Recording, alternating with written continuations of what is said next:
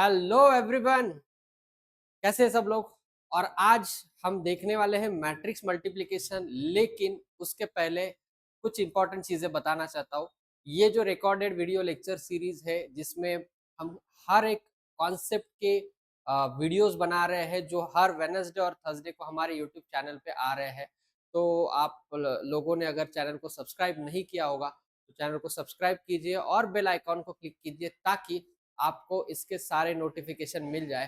तो पहले तो आपको सब्सक्राइब करना है, फिर नोटिफिकेशन जो है वो जब आएगा तब आपको पूरा वीडियो देखना है ताकि आपके कॉन्सेप्ट जो है वो पूरी तरीके से क्लियर हो जाए।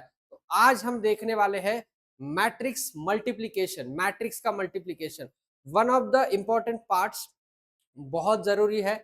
कैलकुलेशन करते वक्त मैट्रिक्स मल्टीप्लिकेशन बहुत बच्चे गड़बड़ कर देते हैं, उनको समझ में नहीं आता कि किस तरीके से चीजें बन रही है।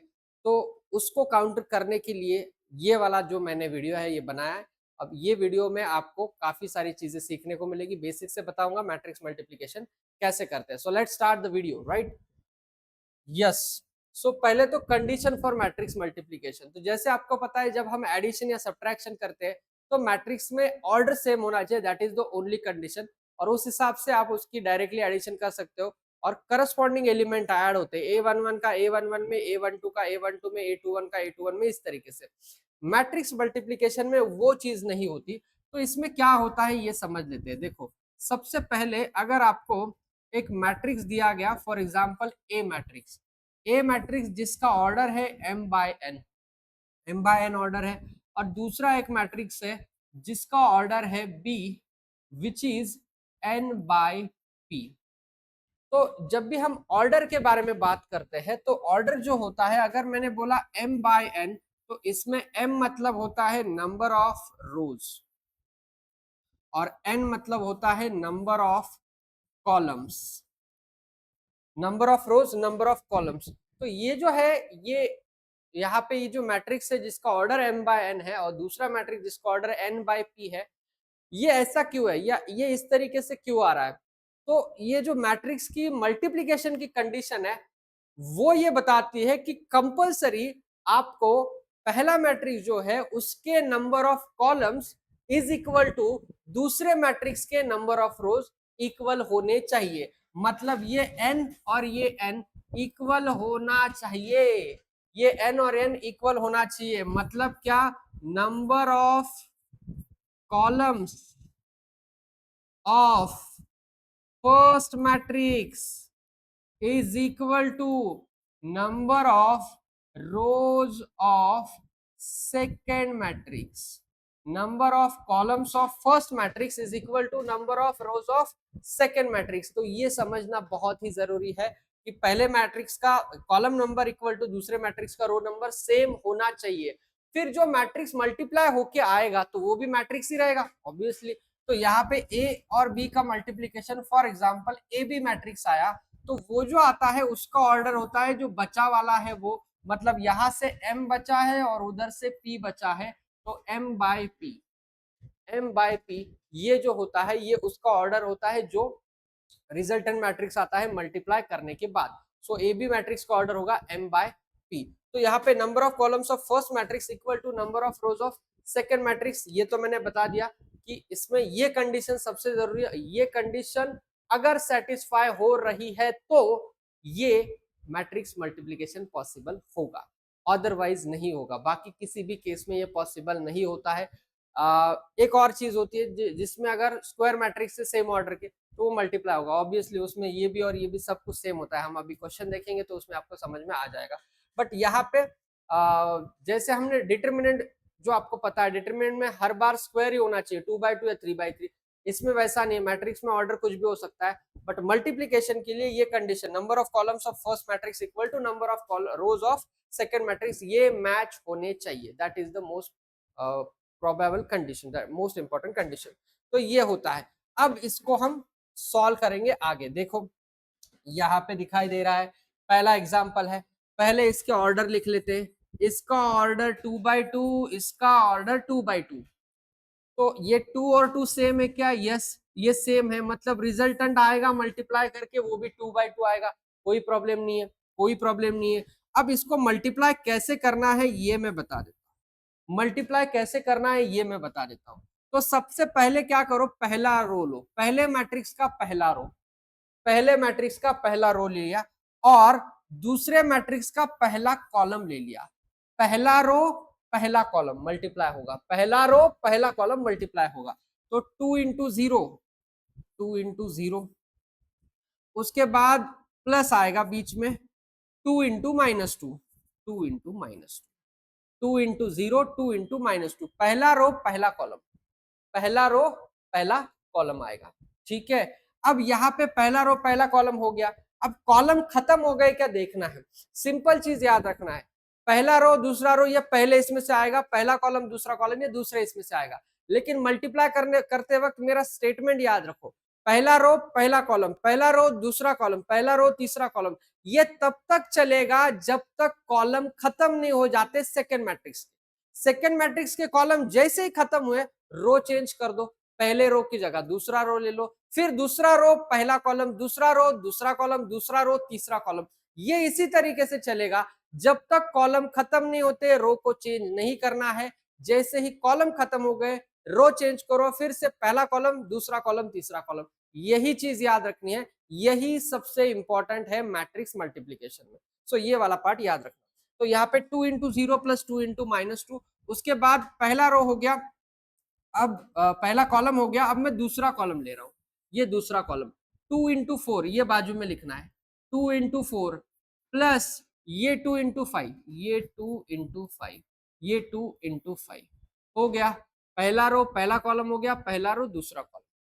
ठीक है, अब आगे चलते हैं, अब आगे चलते हैं, फिर से अभी कॉलम खत्म हो गए, पहला रो पहला कॉलम, पहला रो दूसरा कॉलम हो गया, कॉलम खत्म हो गए। Now change the row, row change करो, रो चेंज किया। अब मेरे लिए आएगा दूसरा रो, दूसरा रो, दूसरा रो आया। अब दूसरा रो आया तो फिर से दूसरा रो पहला कॉलम, दूसरा रो पहला कॉलम, वेरी सिंपल, दूसरा रो पहला कॉलम। तो ये क्या आएगा 1 into 0 plus -1 into -2, 1 into 0 plus -1 into -2। उसके बाद ये वाला खत्म हो गया, पहला कॉलम खत्म हो गया। अब ले लो दूसरा कॉलम, अब ले लो दूसरा कॉलम, क्या होगा 1 into 4 plus -1 into 5, 1 into 4 plus -1 into 5 क्या होगा देखो, 2 into 0 0, 2 into -2 -4, 2 into 4 8, 8 plus 10 18, 1 into 0 0 और ये आएगा 2। उसके बाद 4, 4 minus 5 -1, 4 minus 5 -1, -4 18 2 -1। This is the multiplication of ये दो मैट्रिक्स का। ठीक है, ये कैलकुलेशन सिर्फ कर लेना, ये आपका काम बना देंगे। पहला रो पहला कॉलम, पहला रो दूसरा कॉलम, दूसरा रो पहला कॉलम, दूसरा रो दूसरा कॉलम, दैट्स इट। यही फंडा याद रखना है। अभी आगे चलते हैं, अब अगला वाला देखो, अगले वाले में क्या क्या दिया हुआ है। यहाँ पे इसका ऑर्डर है 2/2, इसका ऑर्डर है 2/3। क्या ये सेम है? Yes it is same. तो आंसर जो आएगा वो आएगा 2/3 में, आंसर जो आएगा वो आएगा 2/3 में। तो देखो यार यहाँ पे कैसे आने वाला है, फिर से पहला रो लेता हूं, पहला कॉलम लेता हूं, पहला रो पहला कॉलम, देख लो 1 इंटू 2 2, 1 इंटू -1 -1, 1 इंटू 2 2, 1 इंटू -1 -1, पहला रो पहला कॉलम हो गया।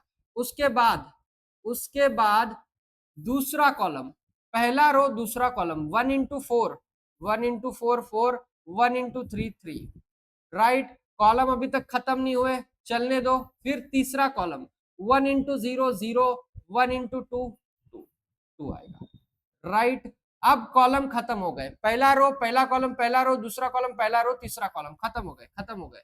अब आ जाओ यहाँ पे, अब आ जाओ दूसरे रो पे, दूसरा रो फिर पहला कॉलम, दूसरा रो पहला कॉलम, 2 2 जा 4, -4 इंटू -1 +4, राइट। उसके बाद पहला कॉलम खत्म हो गया, फिर से वही दूसरा कॉलम, दूसरा रो दूसरा कॉलम, 2 4 जा 8, -4 इंटू 3 -12। उसके बाद सेम यहाँ पे भी same 2 into 0 0, -4 into 2 -8। Very simple, पहला रो पहला कॉलम, पहला रो दूसरा कॉलम, पहला रो तीसरा कॉलम, दूसरा रो पहला कॉलम, दूसरा रो दूसरा कॉलम, दूसरा रो तीसरा कॉलम। एकदम सिंपल, गाना ही याद रख लेना, आराम से आ जाएगा। तो यहाँ पे आने वाला है 1 7 2 8 -4 -8। So this is the answer of this particular question, जिसमें 2/2 था और 2/3 था, और हमने इसको मल्टीप्लाई कर लिया। ठीक है, आगे चलते हैं। With this we can move on, right. यहाँ पे देखो, यहाँ पे अभी है 3/1, 3/3 सॉरी, पहले वाले का 3/3 है, इसका है 3/1, 3/1। तो मतलब 3 तो सेम है, आंसर आने वाला है 3/1 ही, मतलब 3 रो और 1 कॉलम, मतलब ऐसे ही दिखेगा आंसर, काम ही खत्म हो जाएगा। देख लो एक बार, पहला रो पहला कॉलम, बस आगे है ही नहीं कॉलम, तो रो तुरंत चेंज कर सकते हैं। पहला रो पहला कॉलम, 1 × 4 4, 2 × -2 -4, 3 × 1 3, राइट। फिर उसके बाद दूसरा रो होता तो यहाँ पे भी चेंज होता है, 0 × 4 0, -1 × -2 +2, 1 × 1 1, हो गया काम खत्म, ये भी हो गया।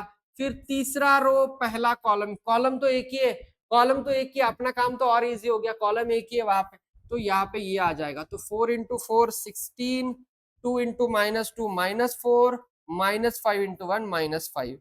So what you will get, ये 0 आया 3, ये आया 3, 16 -4 12, 12 -5 इज 7। सो आंसर आएगा 3 3 7। बहुत सिंपल लग रहा है, मुझे पता है। ये करने के बाद आपको कुछ भी डाउट नहीं रहेगा मैट्रिक्स मल्टीप्लिकेशन में, फंडा आपको समझ में आ चुका है कि पहले का रो ले लो, दूसरे का कॉलम ले लो, दूसरे के कॉलम खत्म नहीं हो जाते तब तक रो चेंज करना नहीं है, जैसे खत्म हो गए रो चेंज कर लो, आगे बढ़ो। ठीक है, लेकिन पहली चीज याद रखना है, ऑर्डर, ऑर्डर को भूलना नहीं है। देख लो यहाँ पे ऑर्डर कितना है 1/3, यहाँ पे ऑर्डर कितना है 3/1, 3 3 सेम है, 3 3 सेम है, राइट। तो आंसर आएगा 1/1, 1/1 मतलब एक ही एलिमेंट आने वाला है, एक ही एलिमेंट आने वाला है। कैसे, पहला रो पहला कॉलम खत्म, पहला रो पहला कॉलम खत्म, कॉलम खत्म हो गया, रो चेंज, रो है ही नहीं, पहला रो पहला कॉलम खत्म हो गया।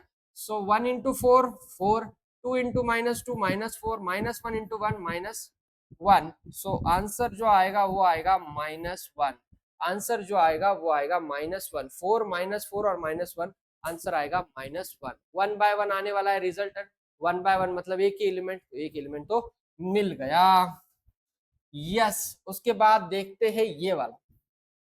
नाउ इसमें क्या हो रहा है, देखो इसमें आ रहे हैं 3 रो और 1 कॉलम, इसमें आ रहा है 1 रो और 3 कॉलम, 1 1 सेम है, लेकिन जो आंसर आएगा वो 3/3 आएगा। अभी 3/3 मतलब 3 रो 3 कॉलम, ये बहुत इंपॉर्टेंट है, 3 रो 3 कॉलम आने वाले हैं। सो ये अभी किस तरीके से आएगा देखते हैं। देखो पहला रो इतना नहीं है, अभी पहला रो सिर्फ इतना है, पहला रो पहला कॉलम, पहला रो पहला कॉलम 4, फिर पहला रो दूसरा कॉलम 4 2 जा 8, फिर पहला रो तीसरा कॉलम 4 5 जा 20 -20, खत्म हो गया। पहला रो पहला कॉलम, पहला रो दूसरा कॉलम, पहला रो तीसरा कॉलम, इस तरीके से आ रहा है। उसके बाद दूसरा रो स्टार्ट करो, फिर पहला कॉलम दूसरा रो पहला कॉलम -2, दूसरा रो दूसरा कॉलम -2 × 2 -4, दूसरा रो तीसरा कॉलम -2 × -5 +10, काम खत्म हो गया। उसके बाद तीसरा रो और पहला कॉलम 1 × 1 1, उसके बाद तीसरा रो दूसरा कॉलम 1 × 2 2, उसके बाद तीसरा रो तीसरा कॉलम 1 × -5 -5, काम खत्म। 3/3 का भी जो आ रहा है वो आंसर मुझे मिल रहा है, कैलकुलेशन कुछ भी नहीं है, स्ट्रेट फॉरवर्ड मल्टीप्लीकेशन है, लेकिन ऑर्डर को ध्यान में रखना है। बहुत बच्चे क्या करते हैं, ये 4 लिखने के बाद 8 को नीचे लिख लेते और फिर सोचते गलत क्यों हुआ। तो मैंने बताया कि रो जब तक मतलब कॉलम खत्म नहीं होते तब तक रो चेंज नहीं करना है, एक बार कॉलम खत्म हो गए तो दूसरा रो आप ले सकते, तो वो भी आंसर में भी वही फॉलो करेगा। ठीक है, ऑल राइट। नाउ ये 3/3 और 3/3 है, तो ये वाला जो है ये आपको सॉल्व करना है और कमेंट में मुझे आंसर बताना है इसका क्या होगा। आप बोलोगे कमेंट में मैट्रिक्स कैसे टाइप करना है, तो you can just write down the numbers, पहले रो वाले नंबर लिखो, फिर नीचे दूसरे रो वाले, फिर नीचे तीसरे रो वाले, मुझे समझ में आ जाएगा कि इसका आंसर क्या आ रहा है। मैट्रिक्स मल्टीप्लिकेशन बहुत अच्छी तरीके से मैंने बता दिया है ऑलरेडी, और ये मुझे पता है कि आपको बहुत अच्छे से क्लियर हुआ होगा। आपको ये सवाल का आंसर मुझे कमेंट बॉक्स में देना है, और वीडियो कैसे लगा ये भी मुझे कमेंट में बताइए। और चैनल को अगर सब्सक्राइब नहीं किया है तो सबसे पहले तो वो कीजिए, चैनल को सब्सक्राइब कीजिए, ताकि ऐसे वीडियो, ऐसे कंसेप्चुअल वीडियो हम और लेके आए आपके लिए। Thank you very much.